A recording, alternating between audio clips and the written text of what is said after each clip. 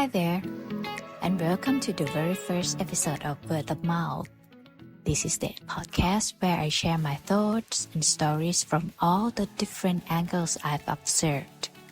Because, well, I've been quietly standing at many corners of life. Before we go any further, let me say this up front. Everything you're about to hear is purely my perspectives and based on my experiences.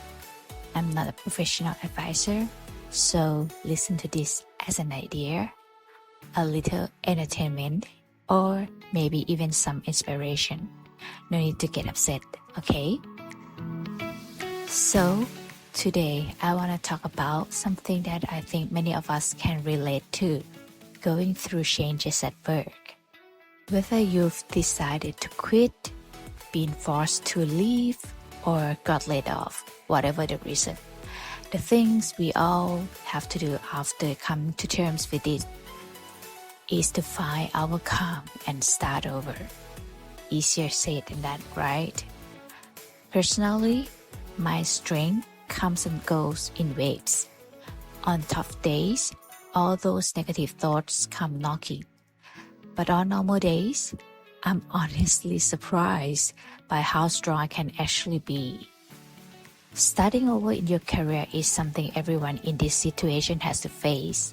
And for me, that means diving back into the job market in my 40s after spending more than a decade at the same company. And let me tell you, it's hard.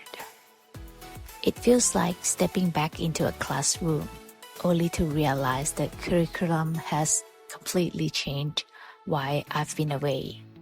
The last time I was in this situation was 12 years ago. Actually, over 12 years ago. And things have moved on a lot since then. Sadness, anxiety, stress, they all piled up. So I try to flip those feelings into something positive. I tell myself this is an opportunity, maybe even a blessing in disguise. Honestly, I don't do it for anyone else. I do it for myself, so I can move forward without getting stuck in misery. It's not easy, but it's not impossible either, right? This time, I even had the chance to work with career coach. At first, I was skeptical. I didn't really know what a career coach actually does. But from my experience, they helped me rewrite my resume, polish my LinkedIn, and taught me how to track all my job applications in a neat spreadsheet, which company, which role, when, how it went, everything documented. And speak of today's job market, here's a stat I came across while using one of those fancy AI tools I subscribe to. On average, you need to apply to at least 27 jobs just to land one interview. And it can take up to 162 applications to actually get one job. This isn't something I made up. It came from a site called standoutcv.com. And in my own experience, since the day I was told about my layoff, I've applied to more than 350 jobs, and so far I've gotten about 2.5 interviews. Why half, you ask? Because one of them barely even felt like an interview.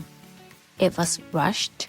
They fired questions at me without giving me any chance to ask back, and it was over before I even realized. Thankfully, it was online. Back when I was younger, I actually interviewed a lot.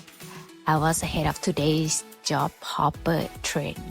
But back then, it wasn't a good thing. Now, staying too long in one place has its pros and cons too. For me, I see it as a good thing. The company gave me opportunities I probably wouldn't have gotten anywhere else, and let me grow into roles I never thought I could handle. As someone who graduated from a French major, I got to work in marketing, lead teams, and meet the most wonderful colleagues here. What I loved most was that nobody on my team had a traditional marketing background, yet we made it work. Those memories will always stay with me. One lesson I learned recently from an online course about high-performing sales teams was this: hire for attitude, train for skills.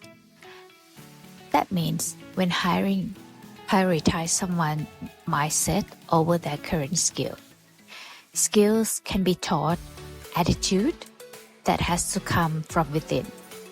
If you're also hunting job right now, I encourage you to work on your mindset alongside your skills, because the right company will see your value just as you are.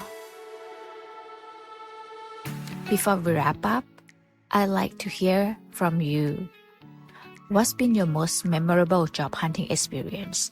Or do you have a favorite career mantra you live by? Leave a comment. I love to keep the conversation going. Thanks for tuning in to the very first episode of Word of Mouth. I'll see you in the next one. P.S. No, I'm not trying to become a salesperson. I just took that sales course to understand how to work better with salesperson. Bye.